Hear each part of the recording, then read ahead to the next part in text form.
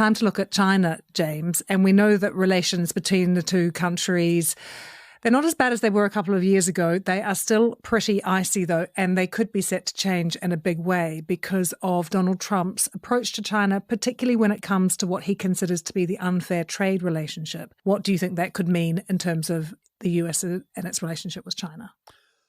Okay, the first point is that there are already trade frictions between China and the United States, and there would have been trade frictions too that would get deeper if Kamala Harris had been elected. So this is a bipartisan thing. So whatever Trump does would be a continuation of existing policy, but with rocket boosters underneath it.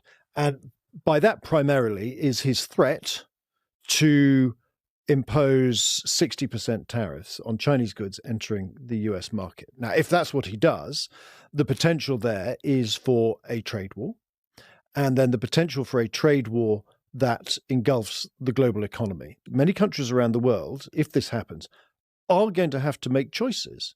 Do they go with the Chinese or do they go with the Americans on this? Because the Americans will put out a huge amount of pressure on all its allies to say, we're doing this, you've got to do likewise. In many ways, a lot of America's allies have sort of had a holiday from this because of the wars in Ukraine and the Middle East, the run up to this election. Those pressures are the electoral pressure is now gone, and I think it's going to make some tough choices. And Laura Becker in Beijing told us the latest on the relationship between China and the US. Beijing will be bracing itself for the return of Donald Trump. And for one reason will be trade. And that is because during the last Trump presidency, trade put tariffs on around $300 billion of Chinese goods, and he's threatening to do so again. And James, in terms of regional security, do we know where President Trump sees the US and its relationship with Taiwan and supporting Taiwan, possible intervention if there was a conflict? It's incredibly hard. It's incredibly hard to know that. And that is in part because the Americans don't want us to know. They want there to be some strategic ambiguity over this.